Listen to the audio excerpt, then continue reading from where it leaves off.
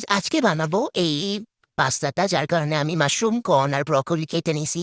দেন হাঁড়িতে একটা pasta boil হতে দিলাম, তার মধ্যে এই ভেজিসগুলো একটু সতে করে নিচ্ছি। আমি দিচ্ছি গোলমরিচের গুঁড়া আর লবণ। তো একটু সতে করার পর এটা তুলে রাখছি এক সাইডে বাটিতে। তো তারপর প্যানে আমি 1 চামচ ঘি দিচ্ছি, তার সাথে অ্যাড করছি গার্লিক পেস্ট, গার্লিক দিলেও হয়। তো আমি তারপর 1 চামচ ময়দা দেওয়ার পর একটু ভালোভাবে এটাকে গোল্ডেন ব্রাউন কালার না আসে পর্যন্ত আমি এটাকে নেড়ে নিচ্ছি। তো আসার পর আমি 1 কাপ দুধ দিয়ে দিচ্ছি এটাতে। তো তারপরেও এটা ভালোভাবে নাড়তে হবে যেন কোনো লামস ক্রিয়েট না হয়। নাড়তে নাড়তে দেখা যাবে যে একটা কনসিস্টেন্সি চলে আসছে এটাতে। তো তারপর আমি আমার ভেজিটেবলস গুলা দিয়ে দিব সতের, আর এদিকে পাস্তাটাও দিয়ে দিলাম।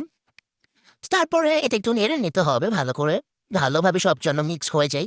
তারপর একটু লবণ, একটু চিনি, একটু চিলি ফ্লেক্স আর গোলমরিচের গুঁড়া দিয়ে সবকিছু নাড়ানাড়ি করে নেওয়ার পরে আমাদের পাস্তাটা রেডি। তো এর উপর 1 চামচ ঘি দিয়ে খাওয়ার সময় সার্ভ করলে অনেক মজা লাগবে।